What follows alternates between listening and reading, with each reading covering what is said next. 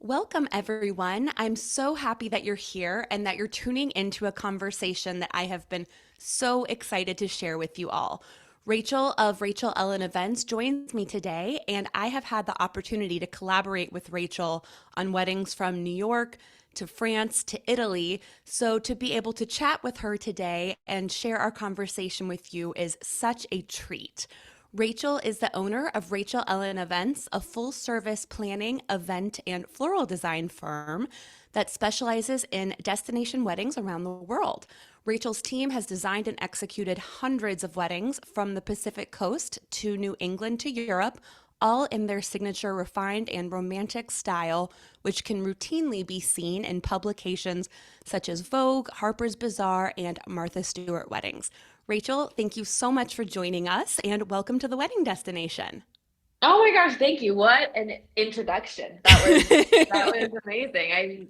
I like feel flattered. So thank you for having me. Well, so many accolades. It's amazing to have you here. I know that I can speak for many, many wedding industry creatives when I say that your business and your work have inspired so many of us. You have such a distinctive brand, and just really being able to execute luxury weddings at the level you do across the world is absolutely extraordinary. And I'm really excited for listeners to get to know you. So before we dive into all things weddings, can you just let us know a little bit about how you got your start? Yeah, of course. I got a start in weddings and it kind of happened by accident, which sounds crazy, and I feel a little bit bad saying that because I didn't fall into it. Obviously, I worked really hard to get here, but it all started when I was back in college. And growing up, I always assumed I would do something either in fashion or interior design. My mother was an interior designer, and that felt very natural to me. Um, and the university I was going to didn't offer an interior design program, and the fashion program was not really something that I was interested in. And so I fell into this new department that they were developing, and it was called experience design. And I loved it because it was the closest thing that you could do to major in event planning at my school. And it was also part of the business school. So I knew I would have the background of finance and accounting and all of the things that I don't love about the work that I do, um, paired with experience design. And so I started in that program. And then the first summer, while I was in the program, a bunch of my friends were moving to New York City to take internships. And so naive college Rachel emailed like 100 companies in New York, and I was like, "This is why you need me," and here I am, like hire me. And looking back on it now, I'm like, the audacity of that email that I sent. I mean, you know, it worked out because I ended up getting a couple of interviews, and I ended up landing an internship with a full service company. And to that point, I was kind of unaware that there were companies out there who did floral and planning and kind of kept the design under one house. And I was totally taken by the way that that transformed the planning process, the execution the day of, and just kind of kept control over the design and the creativity. So after that summer, which was baptism by fire, if we have time, I'll tell a story about my first trip to the flower market. But Oh, yes. um, I after that first summer, I came back home to finish school, and I started looking for companies that I might want to work for. And I realized there was no one doing what I wanted to be doing. And so I thought, you know what, I'll just start my own company, and maybe by the time I graduate, I'll have some clients. And that very first summer, I was booked like every single weekend, which was insane. I think there was just such a huge need for what I was offering in the market. And I started small, and, definitely worked my way up in terms of the types of events that I was doing. But yeah, it just kind of took off and snowballed from there, and then slowly started to form into mostly destination, and then snowballed even further into places that were destinations for me as well, not just servicing clients who were hosting destination weddings. So that's the rundown of how I fell into what has now been 10 years of this career. Oh my gosh, that is so incredible. And I mean, I think the fact that you sent out your resume and that you contacted those 100 companies, honestly, I think is exactly what you should be doing. I mean, that's what you have to do when you are at that age, when you need to stand out, when you don't have a background yet. And to me, the fact that doing that allowed you to start your own full service planning and design company while still in college is so inspiring for so many people. I think a lot of people feel like when they graduate, they need to work for a company. They need somebody to really show them the ropes. They don't have that courage to go out on their own. So the fact that, 20, 21 years old, Rachel out there just executing these weddings. And so was this back in Utah when you started working your weddings when you were still in college? Amazing. Yeah. I mean, and I think just that speaks volumes about why you are where you are today. And I would love to hear that story that you said about your days at the New York flower market. Okay, so I get there. It's my first day. My boss is awesome. I can tell like right off the bat we're going to be fast friends. But he's intimidating. Coming from Utah, it's all like smiles and thank you, and you're nice even when you're not feeling nice at all. And it's very different in New York. Everyone says it like it is, and it's way more the way I am now. But at the time, I was like, holy cow. Um, he was like, the color palette's white. The budget is whatever it was. Head to the market. And I was like, what? I'm like, where's the market? What's the market? How am I supposed to get it all back? What am I buying for? And so I literally took off to the New York flower market, which it's not massive, but it's a full street, and when you don't know what you're doing. At that point, I had very little experience with flowers, and I took off to find white flowers and spend the budget that that I was given. And I think in hindsight, he knew what he was doing. He was, just kind of like pushing me to be like, this is how it goes and get it done and figure it out.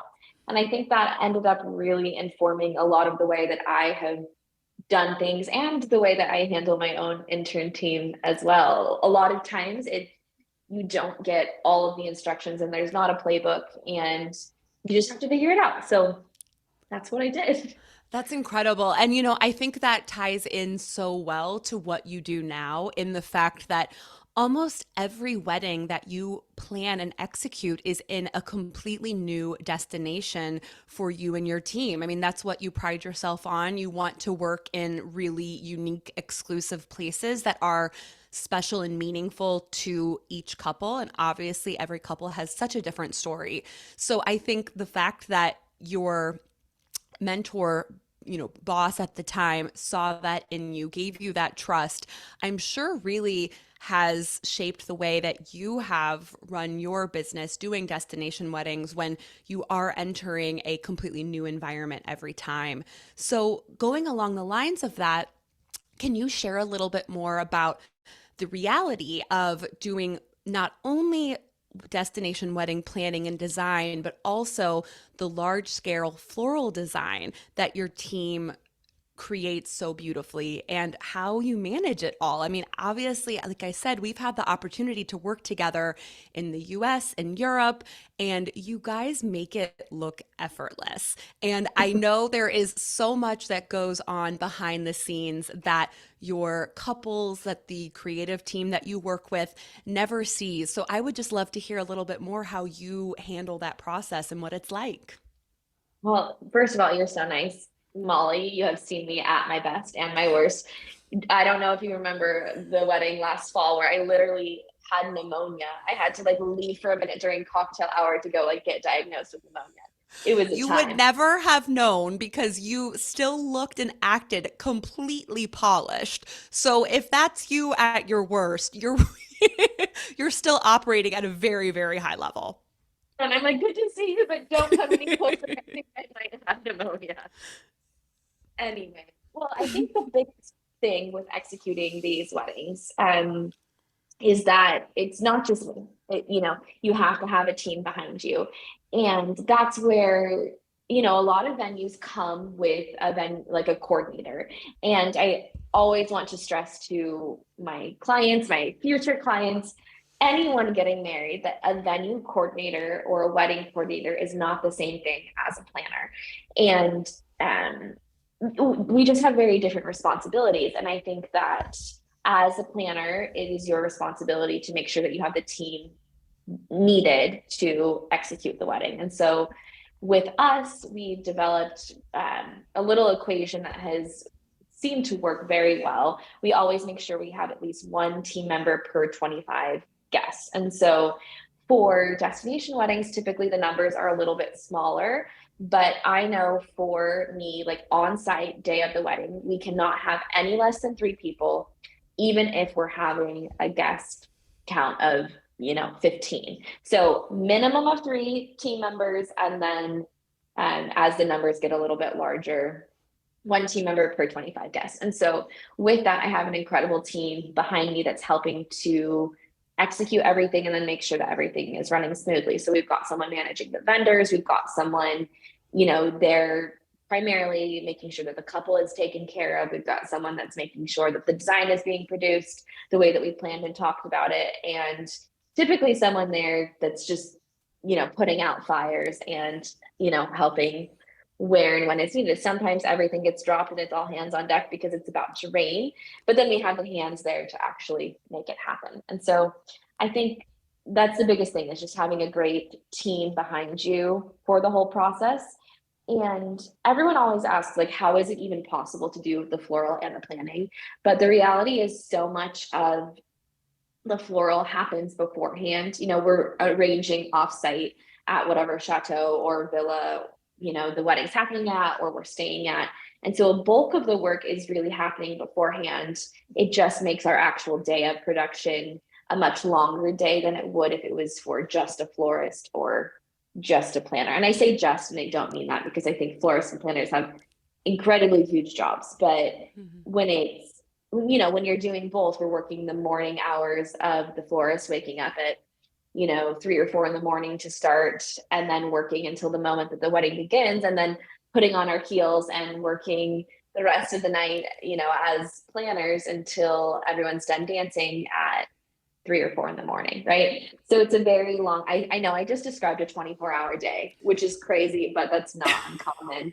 Yeah. Um, Probably not good for my health, but it's the name of the game. So that's really it, just making sure that we've got a really tight production schedule, with room for flexibility, because things always come up with destination weddings more than local weddings. Destination weddings are just home of the curveball. And then just making sure that we've got a great team there to help us. That's incredible. And I mean, just to reiterate what you said, for couples that are planning their destination weddings, about a venue coordinator not being the same thing as a wedding planner, that is 110% accurate. And I mean, to me, the venue coordinator's sole job is taking care of the venue. That is what they have in the back of their mind. They do not have the couple's best interests at heart necessarily. It's not that they're doing anything, of course, that is going against the couple's best interest, but their first and foremost role is thinking about the ways to take care of the venue. So, really, every single couple needs an advocate like Rachael and her team to be there for them throughout the whole wedding planning process. But then also with, I think, your 25 guests to one planner ratio is so, so smart, because I mean, to me, I think what that lets you do is that frees you up on the wedding day so that you're able to be the one that's really, I think, leading that high level creative art direction. I personally have seen Rachael styling many, many times, and it is an absolute sight to behold. She is, I mean, I've never in my career seen somebody be able to style something as beautifully and as quickly as Rachael. And I think when you have such a great team that you have, that you are able to rely and trust on them, that gives you that freedom to really do what you do best. And, I think one of the things that makes you so unique, Rachael, is that you're really able to translate your signature style to wedding destinations across the globe that vary wildly in design, in terrain, in historical context. Whenever I'm scrolling on Instagram or Pinterest, I can almost always immediately recognize your work, whether the wedding was on a beach in Mexico or a castle in Ireland. And having worked in the industry for as long as I have, I know that is not easy, especially working in such unique destinations as you do. And I think is something that really sets you and your team apart. So that being said, I mean, I know you have worked at, such a wide variety of venues and destinations, but are there specific destinations that resonate with you the most that are your personal favorites? I mean, like you, I'm a Francophile. France just it holds a piece of my heart. It's where I was married. It's where we vacation whenever we're not working. I love France. And what I love about France is that like perfect balance between romantic and classic style. You've got all of this incredible classic architecture and a very formal culture. And then you pair it with, the natural romance of these old chateaus and again the culture just as romantic as it is formal. And I think that style is actually what we try and carry through our designs no matter where we are. So yes, we're in Mexico, but how can we bring that air of romantic classicism to Mexico? We're not ever, but we're rarely doing boho Mexico or modern Mexico. We're very much trying to bring that romantic spin to everything that we do, and then take that kind of baseline and infuse it with details from the couple that make it feel very unique to them and their story, and then also location inspired details so that it feels natural in the setting, but then you've still got that baseline of classic romanticism, which is a large reason why people come to us. And then you've got those details that make everyone who's attending the wedding be like, oh my gosh, that's so them. Or I love that they added that little detail about, their first date. Little things that's like if you're in the know, it's such a fun little detail, but it's never so on the nose that it feels kitschy. You know what I mean? I don't know. That's kind of like our recipe, like us as a foundation, couple as inspiration, location to tie it all together.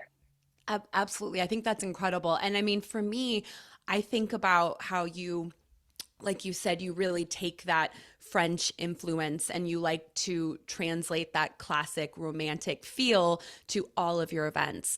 And I think that's so important for couples because I think there can be a draw for, let's say you're going on vacation somewhere as an example, and your style is typically Parisian, but you're going on a Caribbean vacation. And next thing you know, all you buy are these bold, out there floral dresses and you bring them home and you think, who is this person? So I think it's an easy out to pick a destination and just fully morph your wedding into that destination. So going with the Mexico example, like you said, very boho Mexico, that's often what people typically think. But oftentimes the couple might not even be bohemian. That might not be anything to do with their personal style. You might walk into their home and it's very classic, very chic, yet they feel the need, well, I'm getting married in Mexico, so I have to do this kind of pre designed feeling that I'm seeing from so many weddings. So I think that's something that your team really, really does so well. Are there any destinations this year or that you are doing or destinations that you're really dreaming of being able to execute a wedding in? Oh man, we've got so many exciting venues. We'll be in Sorrento in a beautiful villa this fall, which is exciting. We're going back to one of our favorite chateaus. near Normandy this May, which is exciting. And I'm actually going back to the chateau that I got married at in August. So for the first time ever doing a wedding where Mark Cameron and I were married in August. So really excited Oh. about that, which will be fun. Oh, that's incredible. That will be so amazing. I know that your wedding, I think, was really a huge turning point in your career too, wasn't it? I mean, I know your wedding was published in Martha Stewart Weddings. It was absolutely beautiful. It was such a reflection of who you are as an artist and your style. And I know you've told me that even years later, you have brides that you're working with show you pictures of your wedding dress and say that that dress is their influence and their inspiration for what they're looking for. So, I mean, even that I think just shows why your couples don't just hire you because they know you're an amazing planner. They truly trust your personal style and your level of taste. And that's something that just can't be replicated. That's just who you are. And I'm sure so much of that comes from your background of working with your mom when she was working in interior design and just all of that beauty that you were always around as a child, I'm sure really has shaped the artist that you've become today. Absolutely.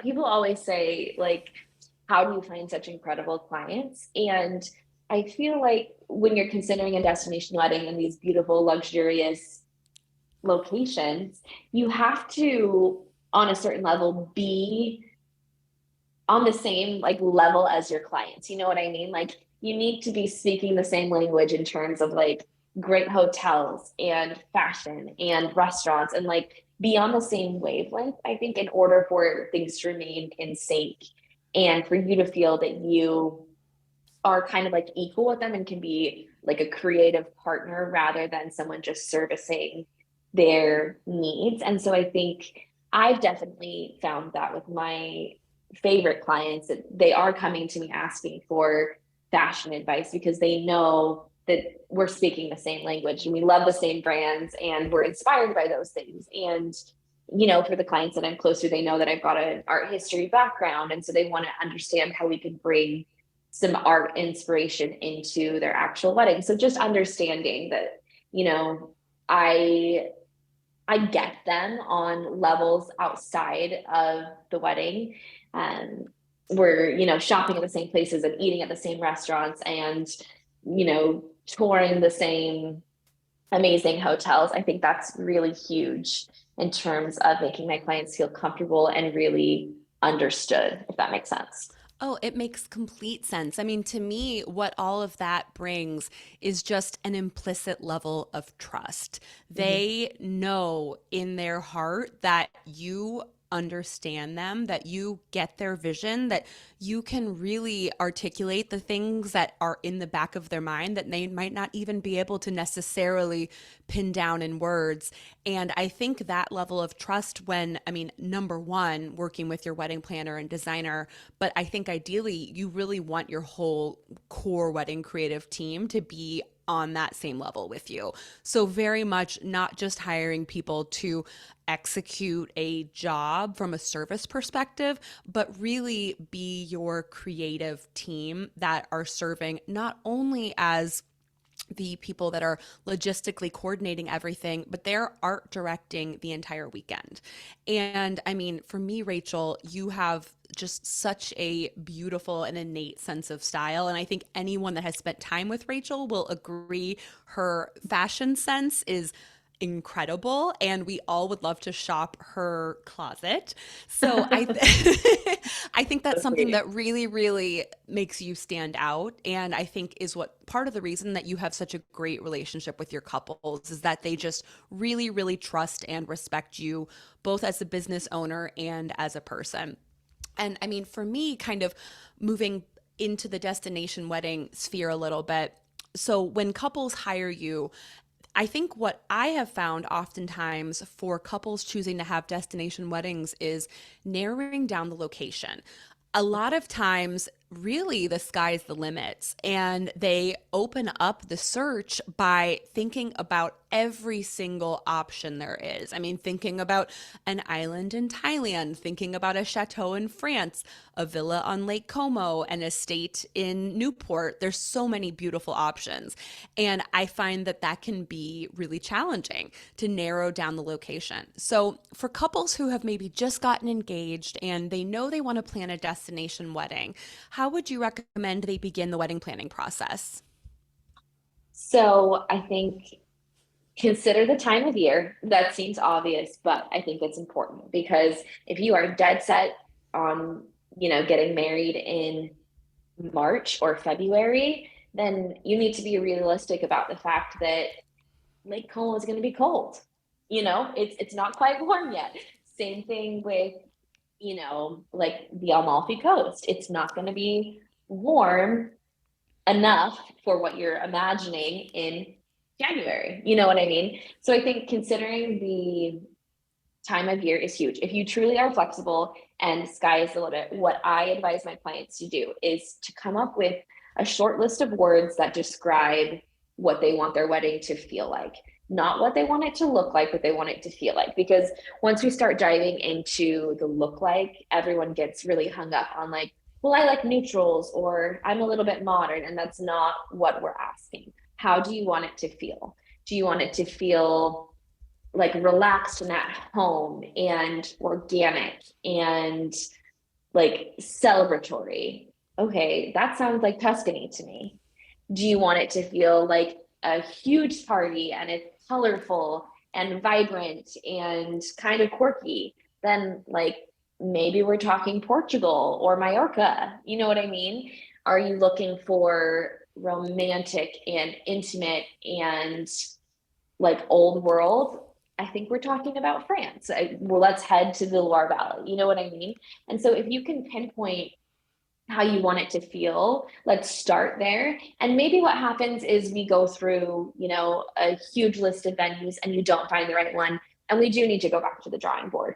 But if you can identify the way you want it to feel, we can pair you with wonderful options within your budget and that match your guest count needs in terms of like rooms on site and all of those things. So that's what we need our clients to do is identify how they want it to feel, because I know how we want it to feel. It's all of those things combined, right? We want it to feel celebratory and romantic and intimate, but the first words that clients come up with, that ends up for me being what shakes out to be their top priorities. And so if those things are not in sync with their location, I think it can often feel a little bit disjointed. You know what I mean? I don't personally think like party time, wild, colorful, and Ireland. You know what I mean? I think that everything has to be in sync to set the stage for like a blank canvas, if you will, once we actually start designing the wedding. The location and the venue should be working with you to create the feeling, not working against you. You know what I mean? Oh, absolutely. And I mean, what you said about the way that you want them to feel, I think is so, so powerful. I think when you really boil down why most people choose to have a destination wedding is because for them, they really want to create a once in a lifetime experience for their closest friends and family. And when they really start to think about it and you're able to probe them, because typically I'm sure they get engaged and immediately they start looking at ideas on Pinterest. They Mhm. immediately start looking at brides and Martha Stewart weddings and on Instagram, and they get all these very specific design concepts. But having them take 3 steps back and having them really dig into what they value as a couple, the type of energy that they want to really be bringing to the people that they love the most. And I mean, even thinking about how they host, how they entertain at home when they're in their own house. I think being able to bring that to a wedding is what makes having a destination wedding so special and so such a one of a kind experience. So I think that that's such a brilliant process that you guide them through. And I know that you and your team have a countless incredible options for them. Like you said, I mean, these, amazing chateaus that you've worked at, that you have visited, that you want to work at, and villas and properties all around the world. But really starting about their why and understanding their why, I think is what is going to end up making the wedding the most incredible experience for them imaginable, and just really feel true to them and authentic to them. Totally. And I think that those words also can be applied to like all of the other vendors as well. You know what I mean? Like if you're asking from like a photography standpoint, how do you want your photos to feel? I think that speaks so much more to the end result being in sync with what they're hoping for than saying, show me images that you love, because there's so much that goes into why someone loves an image. Maybe they just like really loved the bride's haircut, or like it reminds them of an old photo of their parents. There's so many subconscious things that go into why someone loves a photograph. And so I think, photography or hair and makeup, or, every single vendor can benefit from asking their couples how they want their portion of, the work to feel. And those words don't have to be the same throughout the whole wedding. You know what I mean? Like for photography, it could be romantic and timeless and clean, and that doesn't, we don't need the food to feel clean necessarily. It could, but it doesn't have Mm-hmm. to be the same. And I think it's just, it's important to just bring everything back to that experience-based design, and actually let every vendor design their portion around how the clients want everything to feel. That's such good advice. And I think, really, like you said, for every creative partner on a wedding, that is something that they can take away from this conversation and be a way that they can better serve their clients. Because when they really understand that, how they want that experience of working with them, whether it's the, from my perspective, the final product of their photos, whether it's the way they want to feel on the wedding morning when they're in the bridal suite with their hair and makeup artist and their bridesmaids and, the mothers of the bride and groom, as an example, the way that that hair and makeup artists will make them feel. I think that is just such an important way that you can add that much more to their experience and really serve them. And with that, so with kind of going along the lines of the experiential aspect of destination weddings, I found really that more couples than ever are choosing to have destination weddings and making the focus as much on the events leading up to the wedding as the big day itself. So, with that being said, are there any other destination wedding trends that you're especially excited about that you've been noticing? Oh, as far as trends go, I think one thing I'm particularly excited about is clients feeling comfortable sort of like setting a dress code, and giving their guests or like larger bridal party more specific direction in terms of what they're wearing. And this is a service that we offer all of our clients. Will, obviously we're there to help them with the main wedding looks, wedding gown, tuxedo, whatever, but we also love to pull looks for the events surrounding the wedding. So brunch or recovery party, welcome dinner, bridesmaid luncheon, whatever it is. And I'm excited to see more and more of our clients feeling like they can kind of push the envelope there and let their guests know, like, our welcome party is going to be all white. So like show up in all white, or we're going for like mountain wildflower chic. And I'm sure you don't know what that means. So like visit our website to see our inspiration board. And I think that what COVID did for everyone is like renew everyone's excitement about fashion. And everyone wore sweatpants for so long.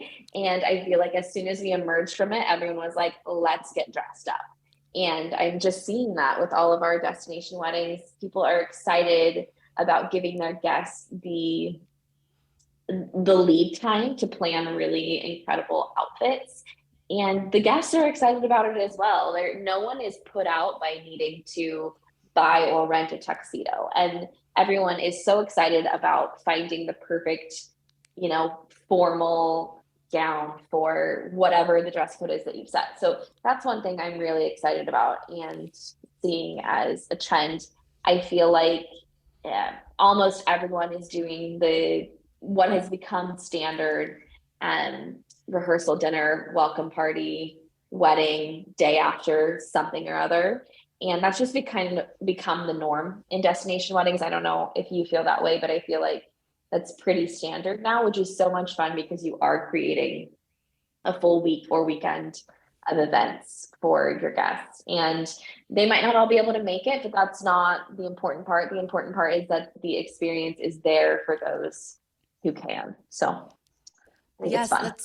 it's so good. I mean, with the 3, 4 day destination wedding, yes, I completely agree. That has become the norm. And I think that's something that's really special about it, which I found couples often don't really take into consideration until they're actually there, or maybe even after their wedding, is that it is such an incredible opportunity to bring together both sides of their families, both sides of their friends, and allow them to genuinely form new friendships and new relationships that can take you far into your marriage. I mean, I even think personally, my husband and I had a destination wedding, and we went out for a week and we had events, some pretty casual, but every day leading up to the wedding for 4 or 5 days. And by the end of it, our families have become so close that fast forward 6 years, our dads golf together every other month now.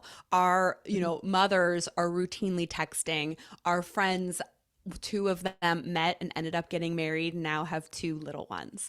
So there's so much that can come out of it from a relationship aspect that I think when you are having a traditional 1 day wedding in your hometown, that is I think the more standard format that a lot of us grew up going to, you just aren't able to have that experience. And I also think I love what you said about the dress code. I mean, obviously, from a guest experience perspective, it's just more fun. And also, from a photography perspective, it makes your photos so much more beautiful. It takes those moments and elevates them into really feeling like you are in a movie. It gives it a more cinematic experience. It makes it feel like it's a spread out of a magazine. And it reminds me of a amazing anniversary party that Rachel, you and I executed together in October of this past year with one of our dear clients, Monica, and her husband, Harrison. It was on the Amalfi Coast. They were celebrating their 10-year wedding anniversary. And for their black tie event, they told all of their guests the attire was black tie, but not black. And because of that, all of the gentlemen showed up wearing tuxedos in different colors. The women all wore incredibly bold, beautiful gowns. And it was really, really fun for everybody. And so I love that. I love seeing how people are interpreting it and really taking every opportunity to personalize their weddings. And, with that, I know we were speaking before the recording that you have 12 weddings this year. You had 24 last year. So, with that, I know your team is on the road a lot. And last year, I have to think you may have been on the road more than you actually were at home. So, with all of the international travel, plus managing the client relationships, your team, and being a new mom, how do you personally balance work and life? I have pretty strict boundaries. I think that there was a time in my career when I was available to everyone 24/7. I was like in my hustle phase, right?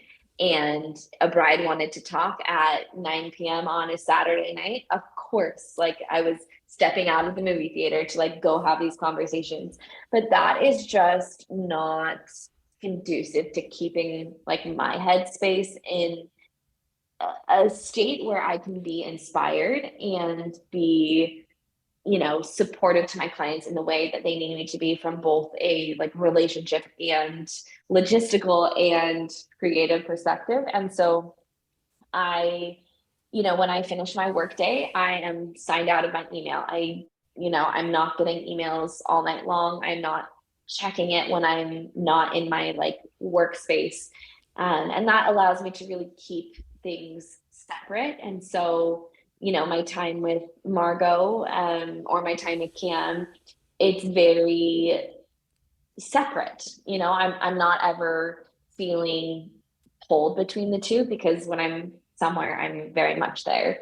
And I also think it allows me the space that I need to be inspired by things outside of work because it's so easy to just get stuck in thinking about all the details of the weddings and like you kind of get in that cycle. But when I, keep my boundaries and I don't take calls past a certain time and I do not work on the weekends that we don't have an event.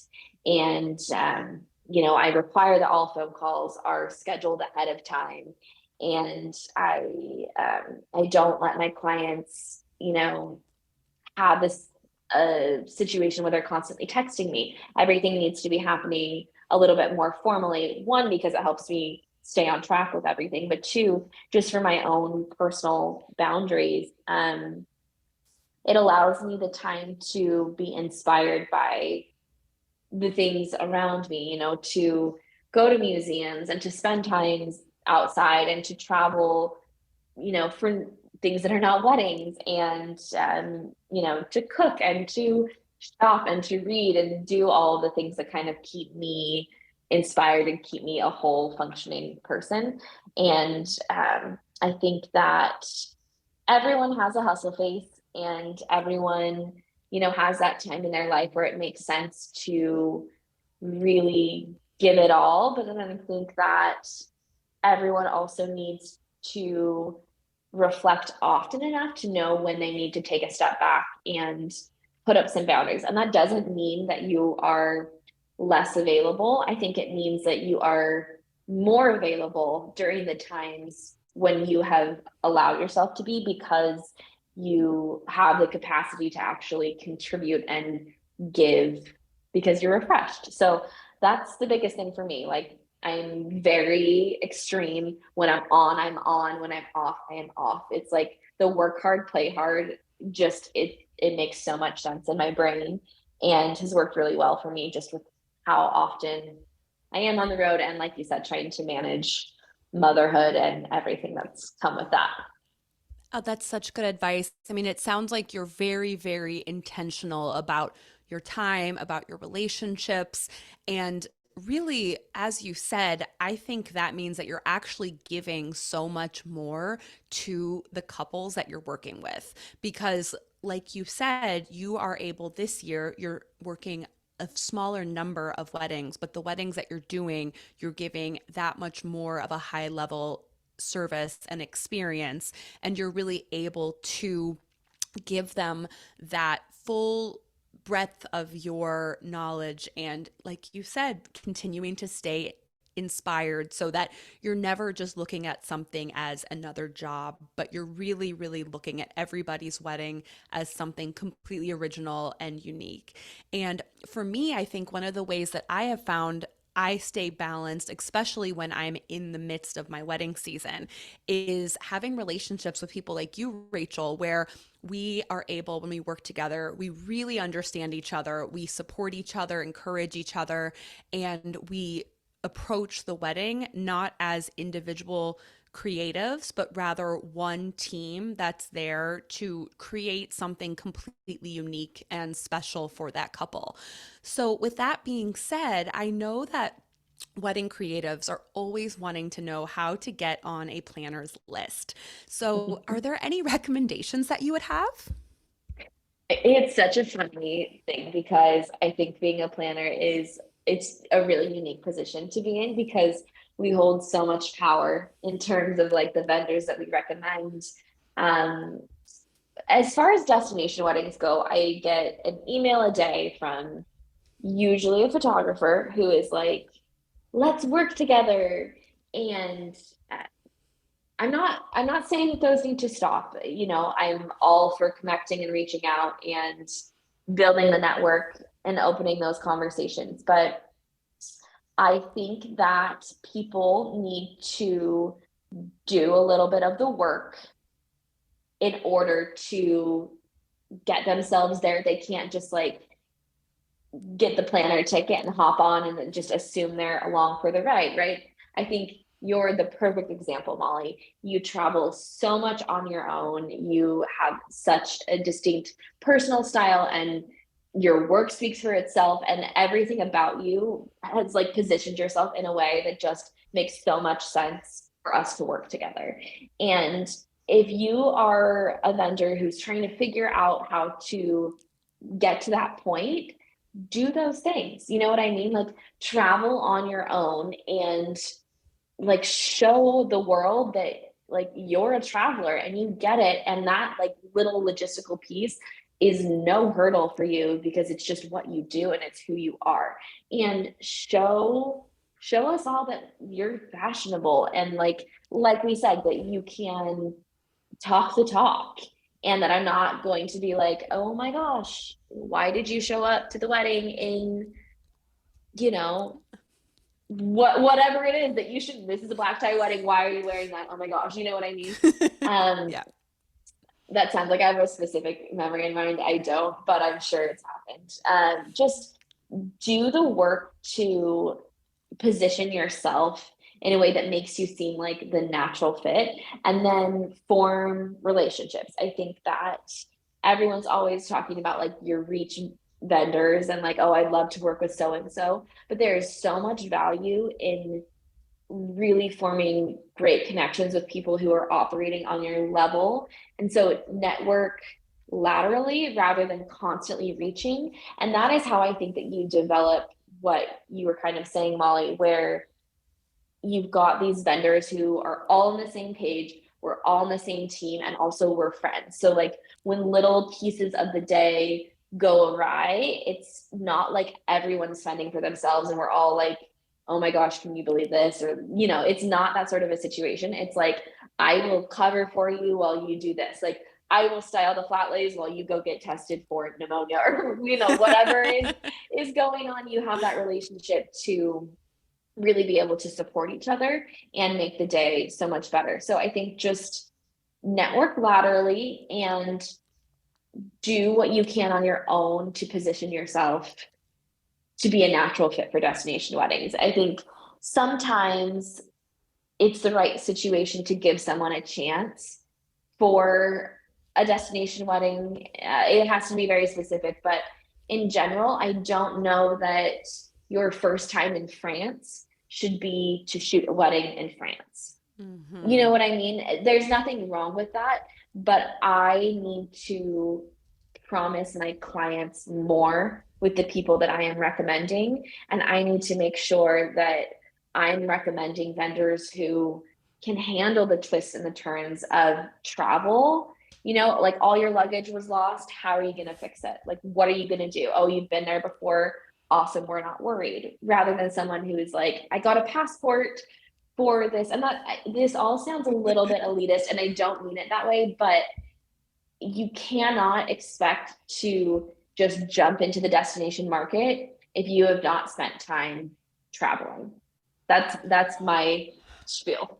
Okay, I am clapping over here. I feel like you just gave such good, actionable advice. I mean, so many pieces to that. I think what you're saying about being a traveler, I don't think that's elitist. I think it is potentially doing your couples a huge disservice if you are leaving the continental United States for the first time on their own dime. As Rachel said, there are so many things that can go wrong. We could do a whole nother episode talking about our travel horrors that we've experienced Stay over the tuned. years. But really, I mean, yes, if you want to get into destination weddings, like you said, Rachel, travel on your own. And when you're somewhere, reach out to people, get coffee. Of course, don't be that person that just hops into their inbox unannounced. Get to know them first on social media. But yes, spend that time on your own investing in a destination that is important to you.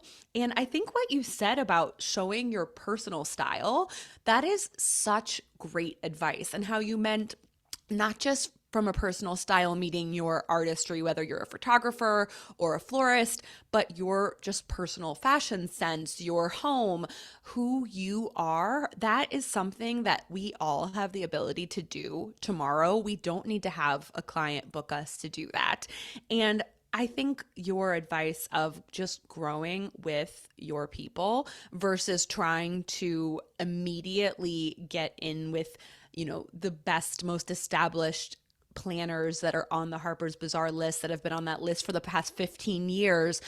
Really, there's so much more value for everybody when we're able to form genuine friendships and grow and support each other. And I'll also add that I think an amazing way to get on a planner's list is to refer them a client. That is a very powerful way to show up for the first time in somebody's inbox and say, I just recommended you to one of my couples. To me, that is so much more meaningful than the email that has their PDF attached that says, I would love for you to recommend me. When you're able to add value in that way, and obviously, depending on what sector you're in, not everybody can do that, but photographers, people that are working with clients from the very beginning stages, yes, oftentimes we do get booked before a wedding planner. So in that instance, I think that is an incredible way to really, I think, just stand out amongst the crowd. And then, so before we say goodbye, Rachel, I know that you have recently launched a very exciting new brand called The Art of Extra. Can you tell us a little bit more about it?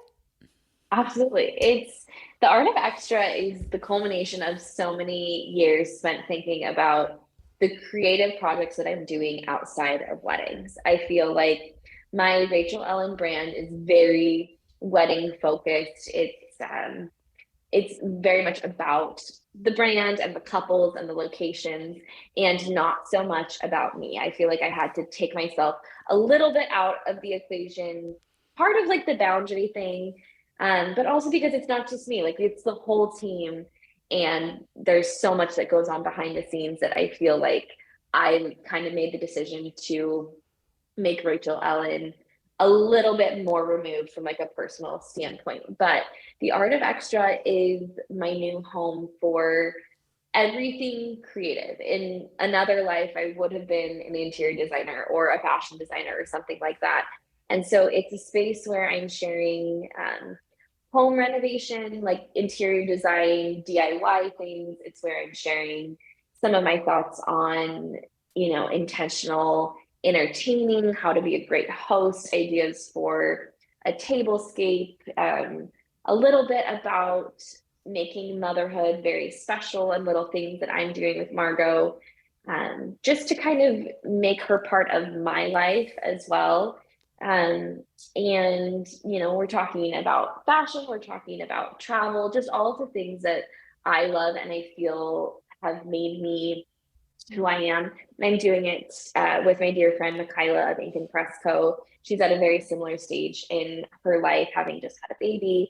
And we just wanted to do something that gave us an outlet to share everything creative that we love that was a step removed from our businesses. So it's super fun and it's, still in very early stages, but it's great to have an outlet. And I think I would encourage anyone who feels that their business platform is not the right spot for sharing those sort of things to create some sort of outlet or funnel to, push you to be creative and to remind you to share the things that inspire you, because sometimes sharing it is all it takes to kind of like propel and get you on to the next project. And you never know who you're, touching or inspiring. So I think when you are creative and artistic, it is your gift to share. And I love doing it. So yeah. Oh, that's incredible. I mean, you and Michaela are both so multifaceted. And I think even though this project is completely removed from the wedding industry, it's in the same something where I think going back to what we talked about, that your couples will hire you for really for you, for your vision, for your style, for your taste. It's still something that I think really ties back into the Rachel Ellen brand so beautifully. And I think is just such an inspiring creative venture that will touch very many people. I know that personally I have screenshot, I think, everything already that you both have posted. So I'm very excited to continue and see where everything goes. Rachel, this has been so much fun. I can't thank you enough for your time today. Thank you for having me. It's always such a treat to chat with you and to chat about weddings because it's how we connected, and I'm so happy that we have. So thanks for having me. Amazing. I know that many of our listeners probably already follow you, but for those who don't, where can we connect with you? Instagram is great, at Rachel Ellen Events. A couple of the team members are on there. So if you want to find a more direct way, honestly, the Art of Extra is great because I do see all of those images. Um, and always feel free to check out my website or fill out a contact form to get my email from there. I always love connecting with industry friends and learning more about everyone. So I'd love to hear from any of you, all of you. Amazing. I know that I have thoroughly enjoyed our time together and that listeners will too. Rachel, thank you so much for joining me. Thanks, Molly. I'm going to hit end recording now.